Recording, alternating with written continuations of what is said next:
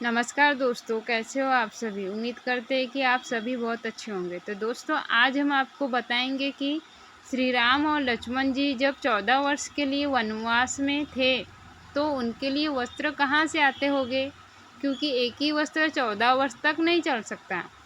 तो दोस्तों, आज हम आपके लिए इसी प्रश्न का उत्तर लेके आए हैं। आपकी जिज्ञासा को मैं शांत कर देती हूँ।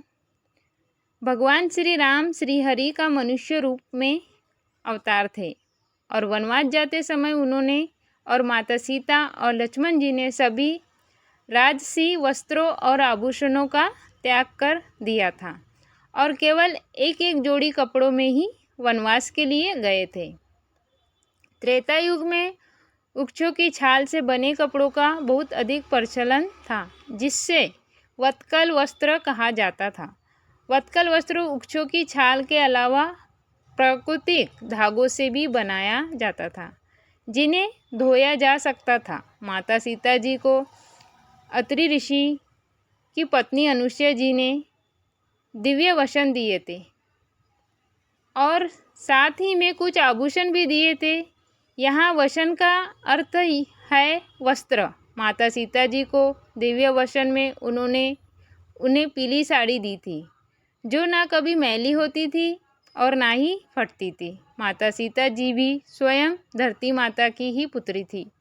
ये ही वे आभूषण थे जो माता सीता ने जब रावण उनको लंका की ओर ले जा रहा था तो उन्होंने निशानी स्वरूप धरती पर फेंके थे। ऐसा भी माना जाता है कि उस समय भी कपास से सूती कपड़े बनाए जाते थे और वो भी प्रचलन में रहे होंगे, परंतु श्री राम और लक्ष्मण जी अधिकतर वत्कल वस्त्र ही पहना करते थे जब वे वनवास पर थे। इसके अलावा भगवान श्री राम वनवास पर थे, कोई एकांतवास में नहीं थे और वे समय समय पर ऋषि मुनियों से मिलते रहते थे। कई ऋषि मुनि भी उनसे मिलने आते रहते थे, तो वे भेंट स्वरूप श्री राम जी को फल और वस्त्र इत्यादि देते रहते थे। श्री राम वनवास पर अपने अधिकतर कार्य स्वयं ही करते थे और ये भी माना जाता है कि वे वत्कल वस्त्र स्वयं बना भी लेते थे। अब आप पूछेंगे वे पैरों में क्या पहनते थे, तो बता दूं, उस युग में लकड़ी के बने खंडाऊ होते थे। उस युग में भगवान श्री राम और माता सीता जी का प्रिय फल कंदमूल होता था। एक बात और बताऊं, आपको जब युग बदलता है तो उस युग से संबंधित बहुत सी चीज़ों में परिवर्तन आ जाता है। त्रेता युग की समाप्ति के बाद भी उस युग का बहुत सा विज्ञान युग के साथ ही समाप्त हो गया था।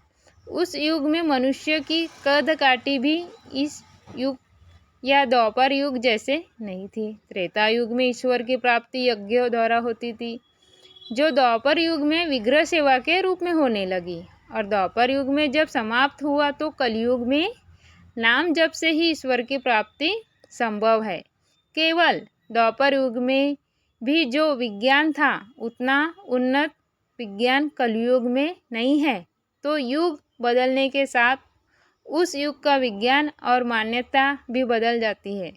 त्रेता युग में तो रावण के पास पुष्पक विमान था, और यदि आपको यह सब समझना है तो दक्षिण भारत के हजारों वर्ष पहले पुराने मंदिर देखिए, तो आपको पता चलेगा युगों पुराने विज्ञान और आज के विज्ञान में क्या अंतर है।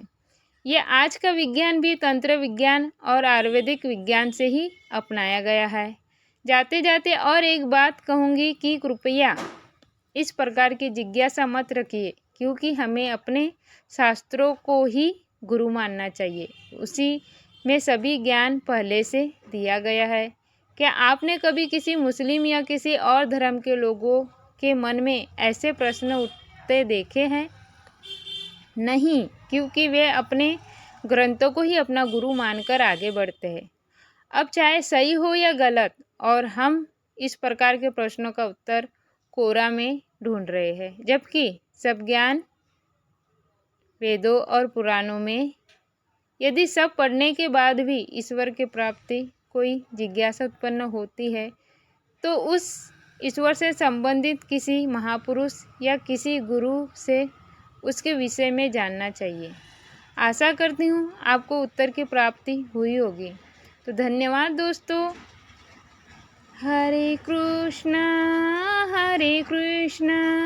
कृष्ण कृष्ण हरे हरे, हरे राम राम राम हरे हरे। धन्यवाद दोस्तों। सब्सक्राइब ज़रूर करिए।